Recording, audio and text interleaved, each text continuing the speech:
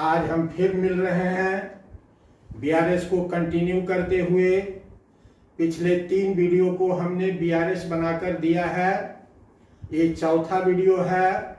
अर्थात चौथे वीडियो को समझने के लिए पहले के 3 वीडियो को भी देखना आवश्यक है।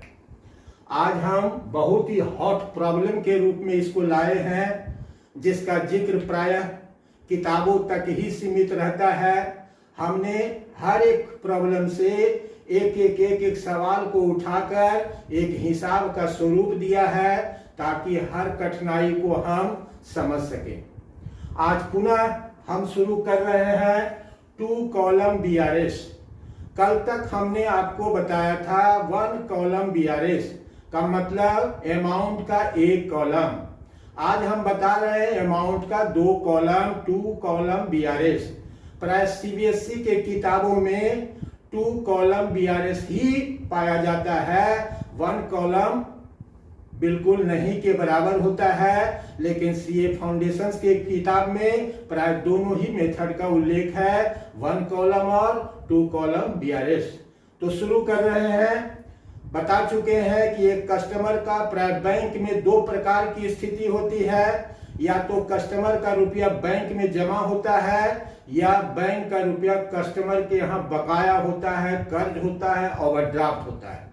यही 2 स्थिति हमेशा बनते बिगड़ते रहता है। यह करेंट अकाउंट का नेचर है। करेंट अकाउंट में कभी हम स्वतः ही डिपॉजिट की स्थिति में आ जाते हैं, तो कभी स्वतः ही ओवरड्राफ्ट की स्थिति में आ जाते हैं। ये हमेशा सिचुएशन आना और जाना लगा हुआ रहता है। अब हमको केवल यह देखना है कि हम कहां से शुरू कर रहे हैं। तो बता चुके हैं कि प्रश्न में एक बैलेंस दिया हुआ रहता है, जिसके द्वारा सही सही जोड़ घटाव करके हम दूसरे बैलेंस को निकालते हैं। 1 कॉलम कैश बुक में हमने रिकंसिलिएशन पॉइंट, मिलान बिंदु को हमने नीचे रखा था। आज हम मिलान बिंदु को ऊपर में रख रहे हैं। इसके पीछे भी लॉजिक है, ये भी समझना है। अगर हिसाब को जमा की स्थिति में बनाते तो हमारा रिकंसिलिएशन पॉइंट नीचे ही रहता, लेकिन ओवरड्राफ्ट की स्थिति में रिकंसिलिएशन पॉइंट या लॉजिक पॉइंट जिसको हम कहते हैं, वह ऊपर रहेगा। मीन्स हर एक अंतर के कारणों को वहीं पर मिलाना है, उसी के द्वारा मिलाना है। अर्थात यह जिस स्थिति में पासबुक रहेगा, उसी स्थिति के मुताबिक प्लस और माइनस करना है। इसके अंतर्गत अमाउंट के 2 कॉलम है, एक प्लस कॉलम है, एक माइनस कॉलम है। जब ओवरड्राफ्ट की स्थिति से हिसाब शुरू करते हैं तो पहला अमाउंट माइनस में जाता है, और जब जमा की स्थिति में शुरू करेंगे तो हमारा प्लस अमाउंट लिखा जाएगा। तो ये 2 अलग अलग स्थिति को समझिए 2 कॉलम में, कि जब जमा की स्थिति में बनाते हैं तो बैलेंस को प्लस कॉलम में रखकर आगे बढ़ते हैं, और रिकंसिलिएशन पॉइंट नीचे की ओर आता है। और जब हम ओवरड्राफ्ट की स्थिति में बनाते हैं तो पहला बैलेंस माइनस में लिखा जाता है और रिकंसिलिएशन पॉइंट ऊपर चला जाता है। इस बात को बिल्कुल अच्छी तरह से ध्यान रखिए। एक बार नहीं 2 बार वीडियो में सुन लीजिए कि हम क्या कह रहे हैं। अगर जमा की स्थिति में हिसाब बनेगा तो रिकंसिलिएशन पॉइंट या लॉजिक पॉइंट हमारा नीचे के बैलेंस में रहेगा। अगर ओवरड्राफ्ट में हिसाब बनाते हैं तो हमारा लॉजिक पॉइंट या रिकंसिलिएशन पॉइंट ऊपर में रहेगा। जमा में बनाते हैं तो अमाउंट को प्लस से शुरू करेंगे, ओवरड्राफ्ट में बनाते हैं तो अमाउंट को माइनस से शुरू करेंगे। शीर्षक लिखना कोई बहुत बड़ी बात नहीं है। बैंक रिकंसिलिएशन स्टेटमेंट ऑफ फलाना फलाना आया जॉन 31/3/2021। ये सब कोई मैथमेटिक्स का बहुत बड़ा पार्ट नहीं है जिसको हम लिखें। इसलिए जगह को बचाने के लिए हमने सिर्फ लिख दिया बीआरएस ऑन 31/3/2021। अब हम सीधे प्रॉब्लम पर आ जाते हैं। That is called hot problem. अगर इस प्रॉब्लम को आप समझने में साकार हो गए, समर्थ हो गए, तब आपके सामने बीआरएस की कोई समस्या नहीं रहेगी। यह मैं इतना कह सकता हूं। शुरू करते हैं। हमारे हाथ में एक पृष्ठ है जिस पर सिर्फ क्वेश्चन लिखा हुआ है, कोई प्लस माइनस आइटम इसमें नहीं लिखा हुआ है। हम प्लस माइनस आइटम स्वतः ही करेंगे, अर्थात इसको लिख कर लाने की कोई आवश्यकता नहीं है। वरना कुछ लोग ऐसे भी होते हैं जो हिसाब को फुल्ली प्रिपेयर कर लेते हैं और उसी को आकर कॉपीराइट कर देते हैं। तो आइए शुरू करते हैं। हम यहां पढ़ेंगे, आप अपने स्क्रीनशॉट लेकर पढ़िए। Debit balance of passbook on 31/3/2021 by ₹2500। 31/3/2021 को पासबुक का डेबिट बैलेंस 2500 था। Debit balance of passbook overdraft का बोध कराता है, इसलिए हमने ओवरड्राफ्ट के जगह पर राशि को लिखा और यहां पर सिर्फ डीआर बैलेंस ऑफ पासबुक या ओवरड्राफ्ट बैलेंस ऑफ पासबुक भी लिख सकते हैं। ये सब बातों को समझते जाइए। दूसरा, चेक डिपॉजिटेड 5500। चेक डिपॉजिट कौन करता है? कस्टमर करता है। कस्टमर चेक डिपॉजिट करने के साथ अपने कैश बुक में कर्ज की राशि को घटा देता है। कस्टमर अपने कैश बुक में कर्ज की राशि को घटा देता है। अब यह क्या है? पासबुक घटा नहीं। किस स्थिति में है? बढ़ी हुई स्थिति में है, अर्थात इसकी राशि हम यहां पर लिखेंगे बढ़ी हुई स्थिति, दैट मीन्स जोड़िए। घटी हुई स्थिति, दैट मीन्स घटाइए। That is the logic point, that is the reconciliation point. मिलान बिंदु इसको कहते हैं और यहीं से जोड़ने और घटाने को सीखिए। अगर जमा के पोजीशन में है तो हमारा रिकंसिलिएशन पॉइंट नीचे होगा। अमाउंट का फिगर भी पहले जो माइनस से शुरू किए वह प्लस से शुरू करेंगे। बाकी जोड़ने, घटाने, सोचने का काम सब पूर्ववत है, कोई नई बात इसमें नहीं कह रहे हैं। आइए दूसरा, इसका पूरा लिखा हुआ था जिसका सेंस इतने से ही स्पष्ट हो गया, लेकिन लिखा हुआ है cheque deposited 5500 but cheque of ₹5। Sorry, यहां पर थोड़ा सा लिखने में गलती हो गया, आगे नहीं पढ़ने के चलते। But cheque of ₹500 were collected on 10/4/2021। हमने चेक जमा किया 5500 का, जिसमें 500 का चेक कलेक्ट हुआ 10/4/2021। इसका मतलब है कि 31/3 तक यह 500 का लेखा नहीं हुआ, बाकी सब लेखा हो गया। तो यहां अंतर का कारण ओनली ₹500 का होगा, नॉट 5500 का होगा, क्योंकि 5000 दोनों ने लिख दिया, केवल 500 रुपया से अंतर। सोचेंगे उसी प्रकार से। कौन लिखा? Cash book. क्या लिखा? कर्ज की राशि को घटा दिया। यह क्या है? पासबुक। घटा नहीं। किस स्थिति में है? बढ़ी हुई स्थिति में है, अर्थात यहां पर सिर्फ 500 रुपया लिखेंगे। अगला, cheque issued for ₹5000 but up to 31/3/2021 only 3000 could be clear. हमने 5000 का चेक इशूड किया, लेकिन 31/3/2021 तक केवल 3000 ही क्लियर हुआ। दैट मीन्स 2000 क्लियर नहीं हो सका। तो इसमें 2000 ही अंतर का कारण है। हमें 2000 के लिए ही करना है और सोचना फिर उसी प्रकार से। चेक इशूड कौन करता है? कस्टमर। चेक इशूड करने के साथ कस्टमर अपने कैश बुक में कर्ज की राशि को बढ़ा देता है। कर्ज की राशि को बढ़ा देता है, ये क्या है? पासबुक। बढ़ा नहीं। किस स्थिति में है?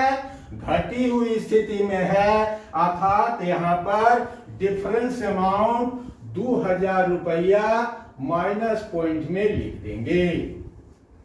आगे बढ़िए। A check of ₹300 debited in cash book but omitted to be banked. A check of ₹300 debited in cash book. Cash book में डेबिट किया गया। डेबिट का मतलब कैश बुक में होना है, जब जमा होता है तो जमा बढ़ता है और जब कर्ज होता है तो कर्ज घटता है। Debit back in cash book का ये मतलब होता है। इसका मतलब इसको कौन लिखा? कस्टमर। कस्टमर लिखा but omitted to be bank, लेकिन बैंक में वो चेक भेजना ही भूल गया। तो भला पासबुक कैसे लिखेगा? पासबुक लिखने से छूट गया। कस्टमर क्या लिखेगा? Cheque 300 debited in cash book means cash book में कर्ज की राशि घट गई। कैश बुक में कर्ज की राशि घट गई। ये क्या है? पासबुक। घटा नहीं। किस स्थिति में है? बढ़ी हुई स्थिति में है, अर्थात 300 रुपया को बढ़ा देंगे। Next, debited by bank for ₹200। Bank जब भी कोई डेबिट करता है, दैट मीन्स वह कर्ज को जमा की स्थिति में हो तब कहेंगे जमा को घटा दिया, और कर्ज की स्थिति में है तो कहेंगे कर्ज को बढ़ा दिया। अर्थात डेबिटेड बाय पासबुक कर्ज को बढ़ाता है। तो पासबुक में कर्ज की राशि बढ़ गई। ये क्या है? पासबुक। किस स्थिति में है? बढ़ी हुई स्थिति में है, अर्थात इसीलिए बढ़ा देंगे। अर्थात बढ़ा देंगे कितना है? तो 200 रुपया। अब इसका पूरा सेंटेंस पढ़ दिए आपको। Debited by bank for ₹200 on account of interest on overdraft.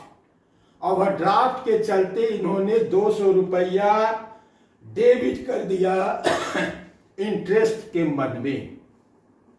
अगला पॉइंट पढ़िए। Cheque issued but omitted to be recorded in cash book. Cheque issued कहा जाता है कि चेक इशूड करते के साथ कस्टमर अपने कर्ज की राशि को बढ़ा देता है, लेकिन यहां पर बड़ा ही डुअल प्रॉब्लम है। अर्थात अब इस तरह से नहीं सोचकर इस तरह से सोचेंगे, चेक इशूड किए तो but omitted to be recorded in cash book, लेकिन हम अपना ही कैश बुक लिखना भूल गए। कैश बुक अपना ही लिखना छूट गया। तो हम छूट गए, इसका मतलब बैंक छूट गया होगा, ऐसी तो कोई बात नहीं है। इसका मतलब है कि बैंक के पासबुक में लिखा गया और कैश बुक में नहीं लिखा गया। तो चेक इशूड कर्ज को बढ़ाता है, अर्थात पासबुक में तो कर्ज की राशि बढ़ गई लेकिन कैश बुक नहीं बढ़ पाया। तो यहां पर क्या है? पासबुक। किस स्थिति में है? कर्ज की राशि बढ़ी हुई स्थिति में है। Cheque issued but omitted to be recorded in cash book, लेकिन हम कैश बुक में लिखना भूल गए। तो कैश बुक में क्या हो गया? लिखना भूल गए। इसका मतलब कैश बुक में कर्ज की स्थिति नीचे चली गई और पासबुक में कर्ज की स्थिति बढ़ा हुआ है। अर्थात हम यहां रिकंसिलिएशन पॉइंट हमारा पासबुक है, तो हम क्या कहेंगे? पासबुक में कर्ज की राशि बढ़ा दी गई। तो इसको प्लस पॉइंट में लिखेंगे। राशि राशि तो छूट गया है लिखना इसमें। इसी कौन number? 6 number. But omitted to be recorded in cash book. चलिए राशि इसमें कुछ दे देते हैं। 6 नंबर की राशि कुछ बैठा दीजिए, कोई दिक्कत नहीं है। 500। और हमने क्या कहा? पासबुक में कर्ज की राशि बढ़ी हुई है, इसलिए हमने बढ़ा दिया। Cheque recorded in cash book but not sent to bank. Cheque recorded in cash book, इसका मतलब है यह चेक डिपॉजिटेड का बोध कराता है, जिसको हम अपने कैश बुक में लिख लिए, but not sent to bank, परंतु इसे बैंक में भेजना भूल गए तो बैंक प्राय नहीं लिख पाएगा। हमने cheque recorded in cash book, cheque record means deposit का बोध कराता है, जबकि डिपॉजिट शब्द यहां नहीं दिया हुआ है, फिर भी डिपॉजिट का बोध कराता है। तो कस्टमर अगर कोई चेक बैंक में जमा करता है, इसका मतलब कस्टमर अपने कैश बुक में कर्ज की राशि को घटा लिया। ये क्या है? पासबुक। घटा नहीं, किस स्थिति में है? बढ़ी हुई स्थिति में है, अर्थात इसको बढ़ा देंगे, इसमें भी राशि छूट गया।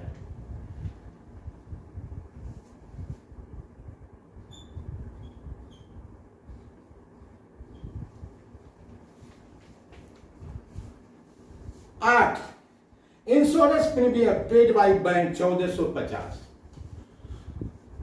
ग्राहक के बिहाफ में बैंक ने प्रीमियम का भुगतान कर दिया। स्वाभाविक रूप से ऐसा इंस्ट्रक्शन ग्राहक ने दिया होगा, तभी वो हमारे खाते से रुपया निकालकर प्रीमियम का भुगतान कर देता है। कौन लिखा? पासबुक। क्या लिखा? स्वाभाविक रूप से पासबुक में कर्ज की राशि बढ़ा दी गई होगी। ये क्या है? पासबुक। किस स्थिति में है? बढ़ी हुई स्थिति में है, अर्थात बढ़ा देंगे 1450 रुपया।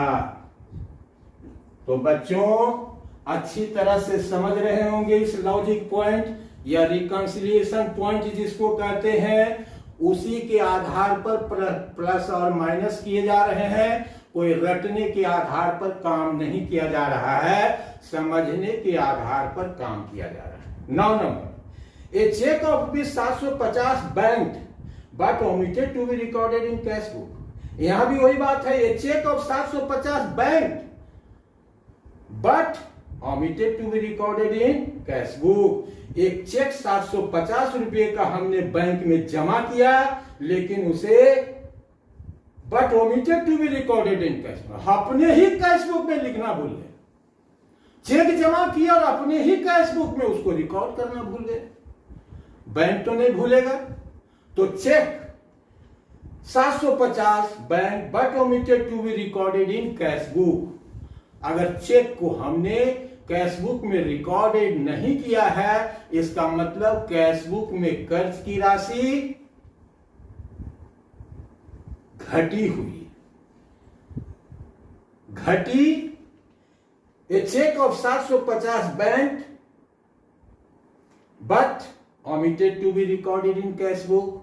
हमने कैश बुक ही लिखना भूल गए, यद्यपि कि हमने बैंक में रुपया जमा किया। तो बैंक में चेक जमा करने पर कस्टमर क्या करता? अपने कर्ज की राशि को घटा लेता है। तो यहां पर कस्टमर कैश बुक कर्ज की राशि घटाया नहीं, तो कैश बुक किस स्थिति में निकला? बढ़ी हुई स्थिति में। लेकिन हमको यहां किससे सोचना है? हमेशा सोचना है पासबुक से। तो पासबुक से इसको सोचिए जाके। तो पासबुक से सोचेंगे तो क्या होगा? इसका मतलब है कि ये चेक ऑफ रुपीज से 750 बैंक 750 हमने चेक बैंक में जमा किया, तो बैंक के पासबुक में कर्ज की राशि घट गई। बैंक के पासबुक में कर्ज की राशि घट गई, अर्थात यह पासबुक घटी हुई अवस्था में है, अर्थात यहां पर घटाने का काम करेंगे 750 रुपए। Withdrawal column of passbook undercast by ₹500। Withdrawal column of passbook, passbook में कुल 4 कॉलम होते हैं। जब बैंक का पासबुक आप देखिएगा तो एक होता है विथड्रॉवल कॉलम, एक होता है डिपॉजिट कॉलम, एक होता है DRCR कॉलम और एक होता है बैलेंस कॉलम। मीन्स हर निकासी अथवा जमा करने पर हमारा बैलेंस प्राय घटता और बढ़ता रहता है। तो यहां क्या कर रहा है? Withdrawal column of passbook undercast by ₹500। Withdrawal column passbook का 500 रुपया से कम है। अगर विथड्रॉवल कॉलम ऑफ पासबुक 500 रुपया से कम है तो अल्टीमेटली इसका इफेक्ट क्या होगा? अल्टीमेटली इफेक्ट होगा कि पासबुक में कर्ज की राशि घटी हुई है। विथड्रॉवल अमाउंट घटी हुई है, क्योंकि विथड्रॉवल से कर्ज की राशि बढ़ती है और ये इतना से अंडर कास्ट है, कम लिखा गया। इसका मतलब पासबुक में कर्ज की राशि घटी हुई है, अर्थात यह क्या है, पासबुक किस अवस्था में है, घटी हुई अवस्था में है, अर्थात इसको घटा देंगे 500 रुपया। इस प्रकार से सारे अंतर के कारणों का हम प्लस और माइनस कर लिए। करने के बाद अब दोनों का योग अलग अलग लगाइए। 0, 5, 5 3 8, 5 13, 7 20, 4 24, हाथ में रही 2, 2 1 3। इधर भी पूरा योग निकाल लीजिए। 0, 5,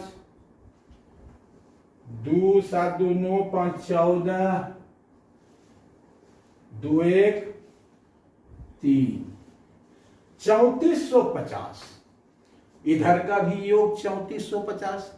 इसका मतलब है कि आपका पासबुक जीरो बैलेंस, मीन्स न तो आपका पासबुक में कोई रुपया जमा है और न तो बैंक के आपके माथे पर कोई कर्ज है। That is the positions of zero balance, इसको कहते हैं जीरो बैलेंस। लेकिन अब इसी के आधार पर हम दूसरी स्थिति भी बताएंगे। अगर दोनों का योग बराबर हो जाए तो यह जीरो बैलेंस कहलाता है।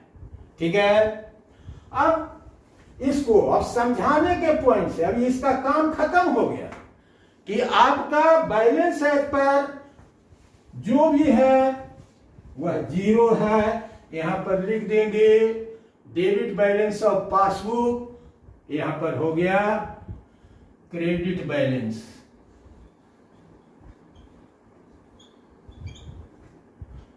ऑफ कैश बुक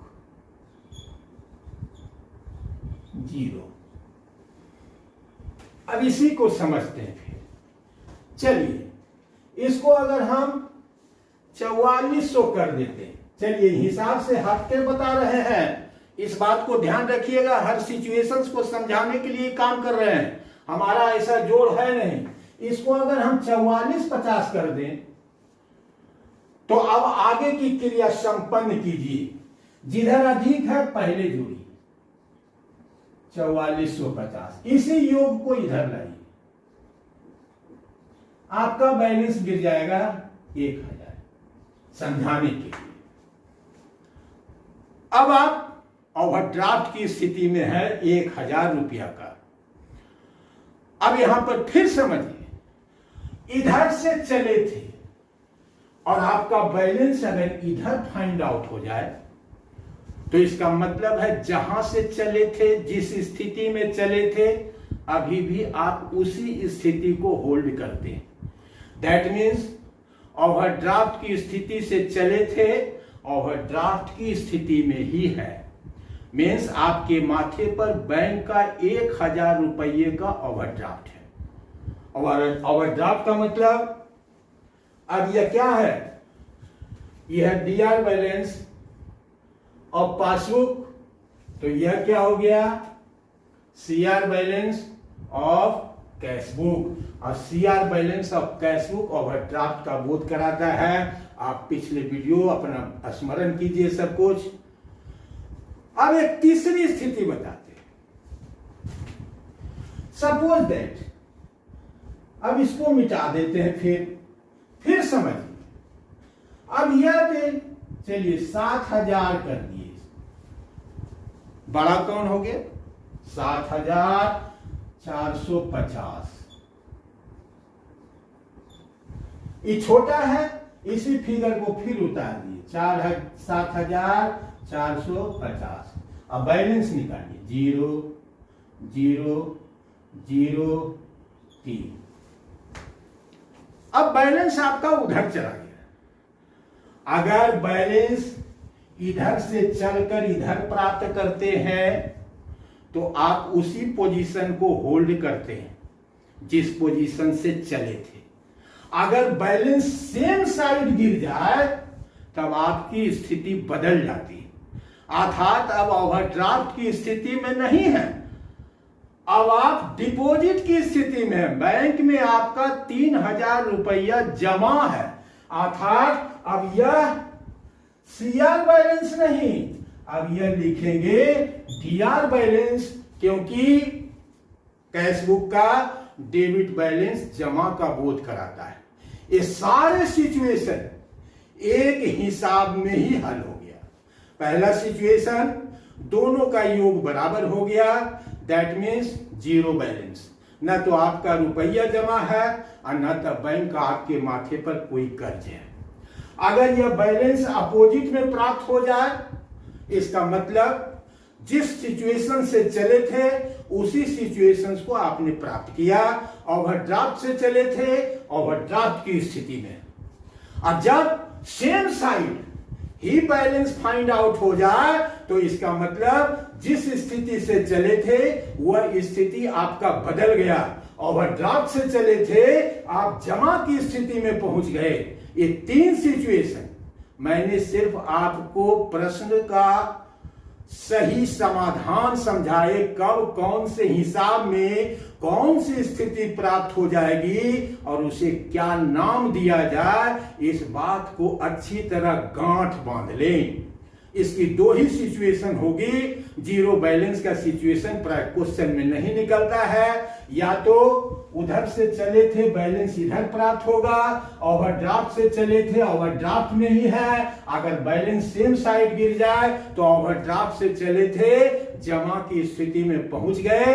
तो बच्चों आज के लिए इतना, और इस सब को समझने के लिए जरूरी है कि पहले का 3 वीडियो भी देखा जाए, और बहुत पसंद पड़े, अच्छा हो तो हमें फीस स्वरूप आप अपना लाइक शेयर और सब्सक्राइब अवश्य दीजिएगा, ताकि मेरा उत्साह दिन दूना रात चौगुना की तरह बढ़ता रहे और मैं आपके लिए नए नए कंसेप्ट, नए नए लॉजिक के द्वारा हर एक चीज को समझाने का प्रयास करूंगा।